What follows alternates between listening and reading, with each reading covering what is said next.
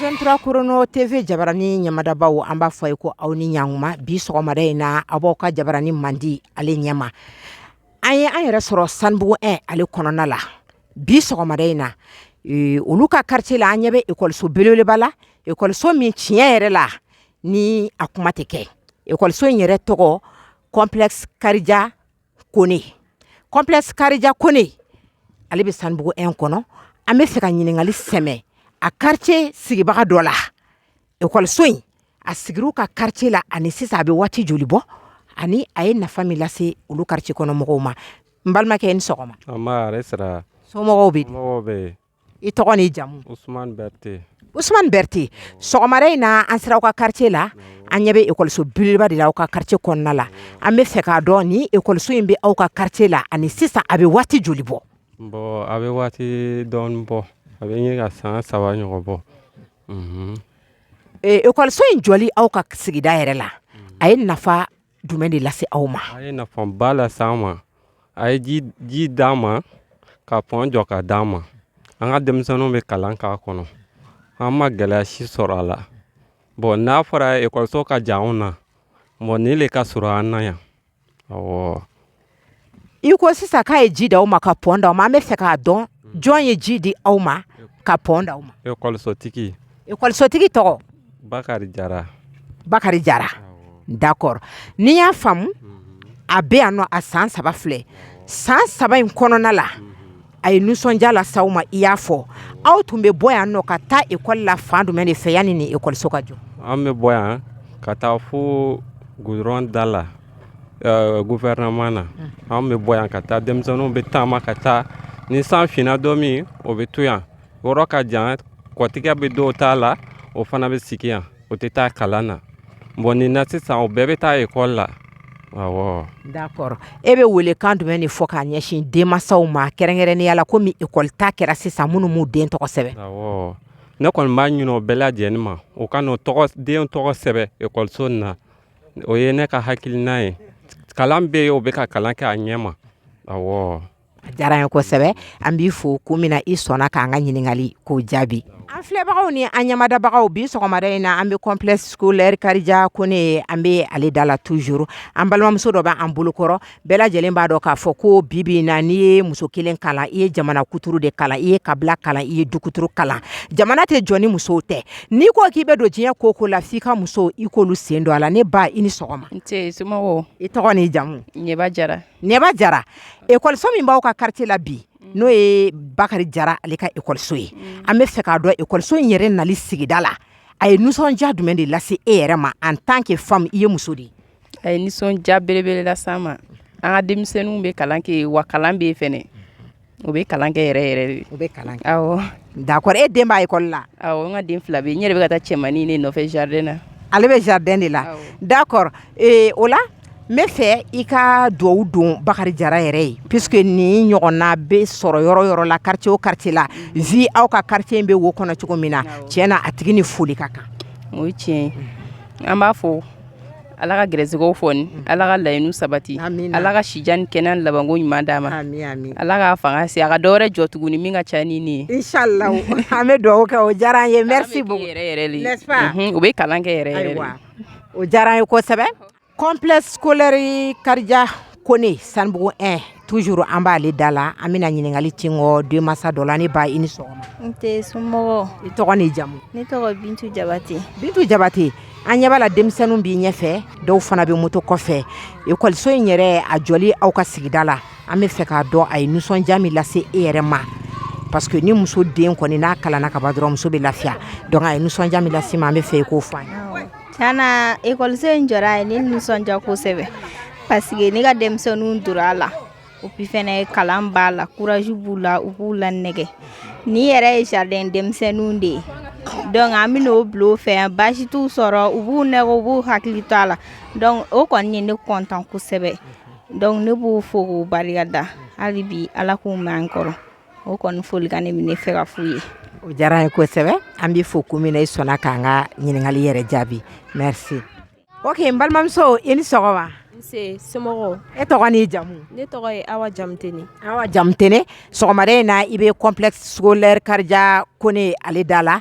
An bɛ fɛ k'a dɔn e yɛrɛ nana fɛn min na yan nɔ. Bon ne nana dɔgɔninw de la. I nana ɲɔgɔn de ta.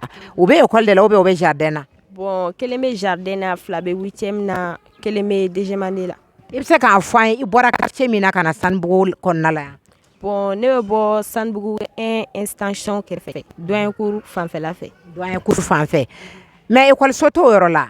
Bon école bɛ yen nɔ mais complexe scolaire Kadija Kone an y'a mɛn k'u bɛ kalan de kɛ. O de y'a to an nana yan. A y'a mɛn k'u bɛ kalan de kɛ, o de la aw nana. Mais e dɔgɔnin minnu bɛ 8e na salon a ye jateminɛ kɛ u ka kalan kɛ cogo kan? Bon u yɛrɛ tun bɛ yɔrɔ min na u tun tɛ se foyi de la, hali lecture ɲuman u tun tɛ se o la. Bon depuis u nana yan dɔrɔn u bɛ ka commencer ka caman faamu quoi. U kɔni bɛ se lecture la sisan yɛrɛ. E bɛ dugawu jumɛn don nin baara in kɛbaga ye, mɔgɔ min kɛra sababu ye ka ni école belebeleba in n'o ye complexe scolaire Kadija Kone yɛrɛ ye? Bon ale école tigi kɔni a sara t'an bolo parce que ale sababuya la denmisɛnninw commencer ka ko caman faamu.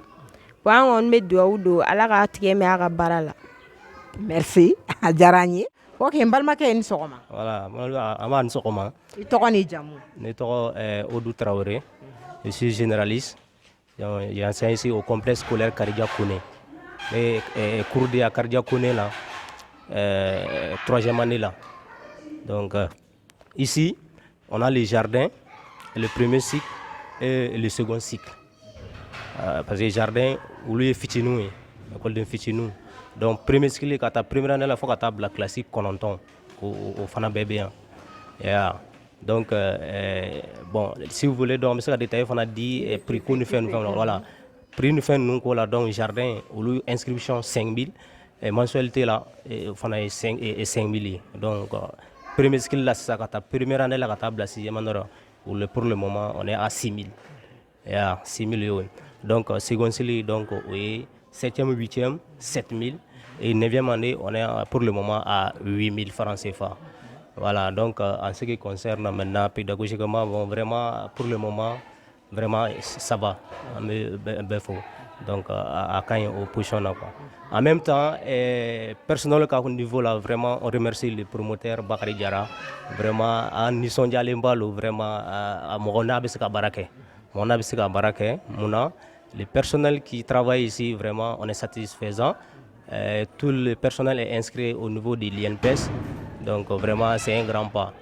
Yeah. Donc vraiment à faut vraiment parce que ni ko kuma vraiment ni sonja fanga bo ni ko kuma bon amano ni sonja ba to wule ko kana fanga tasma FIFA a dola daji ba fanga e maya donc je crois que monsieur dans détail na folo voilà ni ngal wara bi voilà o jaranye mais am fe ka do be barala école so yere la be sanjoli bo bon je suis là bon avec sans sababo voilà 3 ans. Voilà. Jaranye, ambi fo komina isona ka nga ngali jabi. Merci beaucoup. C'est bonne journée. Femme 223 chrono TV Jabarani i ka do ale be ko de ɲɛɲini. Koba munun be dugu kɔnɔ mun be jamana kɔnɔ an bo de ɲɛɲini ka kibaro lase jamana mɔgɔw ma. Bi an be Sikaso quartier Dumɛ Sanibugu 1 Sanibugu 1 école so be no n'a be fo ale ma ko complexe scolaire Kadija Kone. Karija Kone. Donc an n'ale maîtresse dɔ bɛ ɲɔgɔn bolo n'o ye monitrice ye an bɛna ɲininkali sɛmɛ la directrice a b'a tɔgɔ n'a jamu fɔ an ye ani a ka baara ye fɛn min ye école in na ne ba i ni sɔgɔma. Nse ni sɔgɔma a somɔgɔw bɛ di du kɔnɔnaw dɔn o baasi tɛ nse. E tɔgɔ ye di? Ne ye Madame Sanogo Mariam Jara de ye. Madame Sanogo Mariam Jara an bɛ fɛ k'a dɔn e ka rôle ye fɛn jumɛn ye école in yɛrɛ kɔnɔna la? Ne ye jardin directrice ye en même temps an bɛ activités fana kɛ. Aw bɛ activité awɔ. D'accord. Aw ka ni école a bɛ Sanibugu la an ka recherche kɔnɔna la an y'a ye école in a bɛ yɔrɔ min na a yɔrɔ la samalen don kosɛbɛ an bɛ fɛ k'a dɔn e yɛrɛ ka yan lasɔrɔ ka na baara kɛ ni école in na a ye nisɔndiya lase ma? A ye nisɔndiya ba de lase ne ma parce que ne tilalen sigilen kun don donc ne nana ni n ka dossier ye yan promoteur ye n ka dossier ta n ye EFEP sortante de awɔ ne nana o la a ye nisɔndiya ba de lase ma awɔ a diyara n ye kojugu n bɛ bɔ yɔrɔ jan de la n bɛ bɔ fo mama sɔnni fo yan donc n ka baara kanu de kosɔn n nana yan nɔ awɔ an bɛ fɛ k'a dɔn e ka jardin na a bɛ denmisɛnninw tali daminɛ âge jumɛn de la an bɛ denmisɛnninw tali daminɛ san 3 ka taa k'a ta san 3 la ka taa bon n'an ye san 2 fɛnɛ sɔrɔ an b'o olu fɛnɛ minɛ awɔ d'accord mais degun tɛ aw kan au niveau des parents d'élèves aw ka baara kɔnɔna la fɔlɔ komi a daminɛtɔla filɛ nin ye tiɲɛ na degun tɛ yen fɔlɔ mais mɔgɔ wɛrɛw bɛ ɲininkali bɛ se ka kɛ parce que jardin bɛ yan nɔ premier cycle bɛ yan second cycle bɛ yan a bɛɛ n'a directeur de don ne ye jardin ta dɛ jardin cour filɛ nin ye côté dɔ nin na yan fɛ a bɛɛ ye courba kelen ye mais an bɛ kɔfɛ yɔrɔnin na awɔ directeur dɔ in bɛ sanfɛ tɔ kelentɔ filɛ nin ye an kɔrɔ duguma yan nɔ awɔ donc an bɛ fɛ i ka welewelelikan kɛ k'a ɲɛsin mɔgɔw ma minnu ni nin waati in na n'olu ma se k'u denw tɔgɔ sɛbɛn fɛn o fɛn ma se k'a den tɔgɔ sɛbɛn an b'a ɲini u bɛɛ lajɛlen fɛ u kana denmisɛnninw tɔgɔ sɛbɛn jardin na jardin ka ɲi denmisɛnnin ma a b'a ka école labɛn quoi awɔ a b'a kɛ école labɛn a ka d'an ye bɛɛ ka nin den tɔgɔ sɛbɛn jardin na yan nɔ karija ko ne la awɔ d'accord an bɛ fɛ k'i ka jardin den kelen ta pour que ka se k'u ka niveau dɔn a bɛ bɛn d'accord Kamsa e tɔgɔ Baptiste Kamsa Kulubali Kamsa Kulubali Kamsa e bɛ se ka poyi fɔ wa ou bien e bɛ se ka récitation fɔ anw ye Récitation mon jardin s'appelle Kadjakoul. Il est situé à Sanbou et auprès du Madiko. Ah, mon beau jardin. Aïe, tu n'as pas fort, aïe, tu n'as pas fort. Aïe, tu n'as pas fort. Non. Comme ça, ni ne n'inga toi kana sangue, toi tu seras déjà. Comment tu t'appelles? Comment t'appelles-tu? Je m'appelle Baptiste Kamsa Kulubali. Ah, non, aïe, tu n'as pas fort, non, nous manoro. Tché. Donc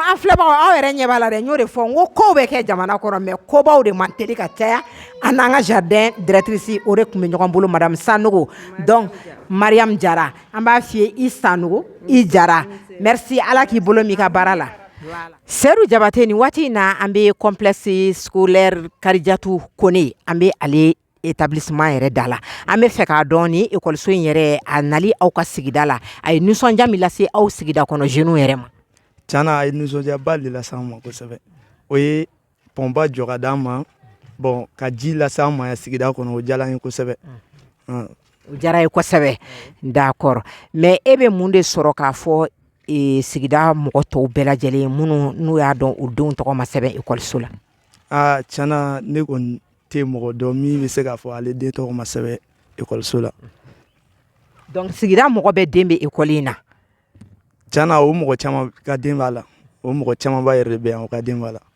école in sigili yan nɔ a ye degun de wuli ka bɔ aw kan walima tiɲɛna a ye degunba yɛrɛ de wuli ka bɔ n kan basigi yɔrɔ ka jan denmisɛnninw ma n'a fɔra o ka bɔ ka taa fo dugu kɔnɔ ka na tiɲɛna vraiment yɔrɔ ka jan folikan jumɛn b'e bolo ka ɲɛsin école tigi yɛrɛ ma n'o ye Bakari Jara ye tiɲɛna an b'a fɔ k'a barika la a ye kɛwale ɲuman min kɛ jamana ye o diyara an ye kosɛbɛ yɛrɛ yɛrɛ de awɔ